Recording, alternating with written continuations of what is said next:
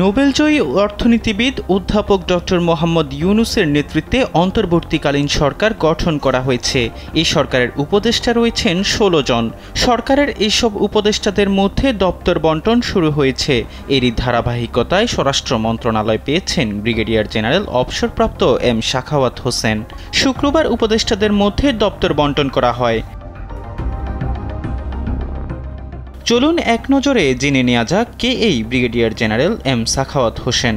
M Sakhawat Hossain ১৯৪৮ সালের ১ ফেব্রুয়ারি বরিশালে জন্মগ্রহণ করেন।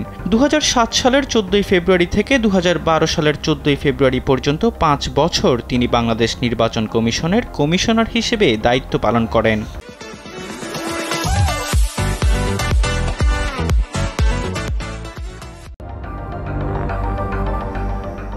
১৯৬৬ সালে পাকিস্তান সেনাবাহিনীতে কমিশন লাভ করেন ব্রিগেডিয়ার সাখাওয়াত। প্রায় ২ বছর পাকিস্তানের বন্দি শিবিরে কাটিয়ে ১৯৭৩ সালে দেশে প্রত্যাবর্তন করেন। তিনি ১৯৭৫ সালের ডিসেম্বর পর্যন্ত ঢাকায় ৪৬ ব্রিগেডে স্টাফ অফিসার হিসেবে কর্মরত ছিলেন। তিনি পাকিস্তানের ন্যাশনাল ডিফেন্স এডিসি ইসলামাবাদ ইউনিভার্সিটির তত্ত্বাবধানে স্ট্র্যাটেজিক স্টাডিজে মাস্টার্স এবং ২০১১ সালে Bangladesh university of professionals Dhaka থেকে এমফিল ডিগ্রি লাভ করেন।